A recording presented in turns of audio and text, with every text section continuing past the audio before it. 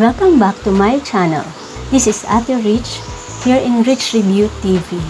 Meron naman po tayong pag-uusapan na isang loan application na madali daw mag-apply, mabilis ma-approve at buo mo daw makukuha yung loan mo.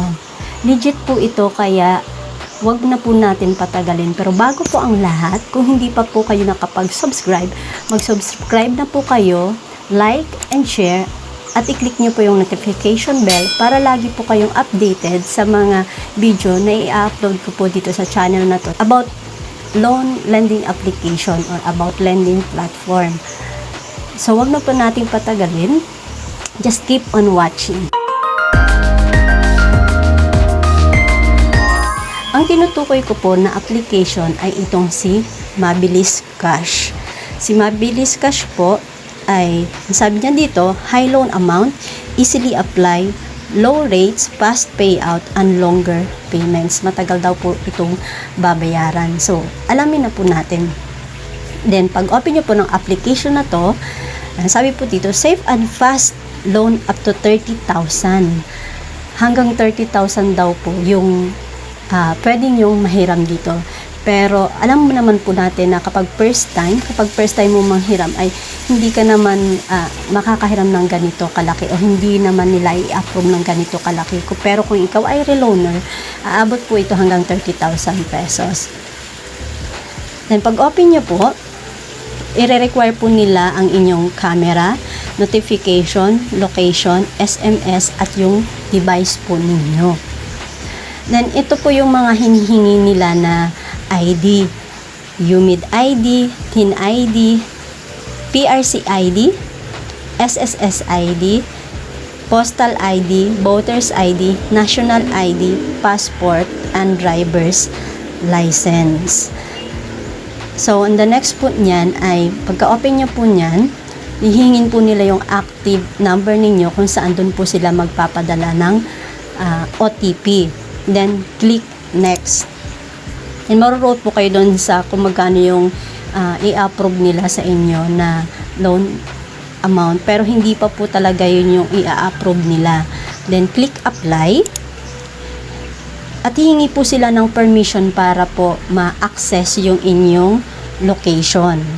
Then, permission po ulit para ma-access yung SMS messages. Then, personal information. Dito po sa mga personal information, yung mga basic information lang tungkol doon sa inyo. Then dito po sa huli, meron po siyang optional information na type of residence, number of credit cards, number of children, alternative phone number, and mother's maiden name. So, yun nga po, kung optional lang naman po ito, nasa inyo po kung i-fill up nyo pa po ito o hindi na. So, mas maganda po na pag optional ay i-skip na lang natin para wala po tayong masyadong ibinibigay sa kanilang information tungkol sa atin. Then, sunod po yung face recognition, yung magsiselfie na po kayo. Meron po silang guide dito kung ano po yung mga requirement nila sa pag-selfie. Then, after po ng face recognition, ma-route po kayo doon sa working information. Working information, doon po yung job type, length of employment, payroll period, total monthly income, next payday, loan status, company location, and detailed address. Then, yung purpose of loan, so purpose of loan, total loans, company location, and detailed address. Pero hindi naman po ibig sabihin na wala kayong trabaho ay hindi na po kayo makakapag-apply dito. Kahit po housewife ay pwede po kayong mag-apply dito, freelancer o kahit ano pa po ang ginagawa niyo. Basta meron pa kayong source of income, pwede po kayong mag-apply dito. Then meron po siyang optional information. Kung optional po na hinihingi nila yung company name at yung company phone number. Then, after po nun, mapilapan nyo, submit. Pagka-click nyo po nung next, ay may countdown na po at doon na po lalabas kung magkano yung i-approve nila sa inyo na loan. Then, in my case po ay na-approve po nila ako ng 5,000.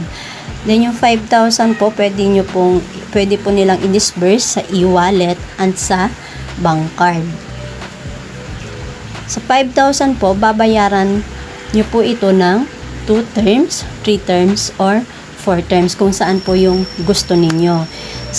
Kaya na meron po ditong slider kung gusto niyo ng 300, club kayo po dito 300 hanggang 5,000. Ang nilagay ko po dito is 2,500 lang. Pag 2 terms po, yung 2,500 ay 1,625 ang unang payment. Pangalawang payment is 1,625 din. Magbabayad po kayo every 15 days. So, itong 2 terms na to is isang buwan. Ang 3 terms po ay every 15 days din. So, nasa 45 days po ito. Ang babayaran nyo po is 1,208. Ganon din po sa second payment. And sa third payment is 1,209. So, yun po. Kapag mas mahaba po yung term na pinili natin sa pagbabayad, ay mas malaki po yung interest na nakukuha nila, mas malaki po yung interest na pinapatong nila. So, ang maganda po doon, buo nyo pong makukuha yung loan nyo, yung inapprove nilang loan. So, yun lang po ang meron dito kay Mabilis Cash. Decision nyo na pa rin po kung itutuloy nyo itong paghiram dito kay Mabilis Cash. Kasi kapag mas matagal po nating nababayaran, mas malaki rin po yung interest. Baka hindi po natin napapansin na malaki po yung interest. Pero ang mahalaga po doon, kapag emergency na kailangan nyo, ay buo nyo po itong makukuha. So, yun lang po, and see you in my next video.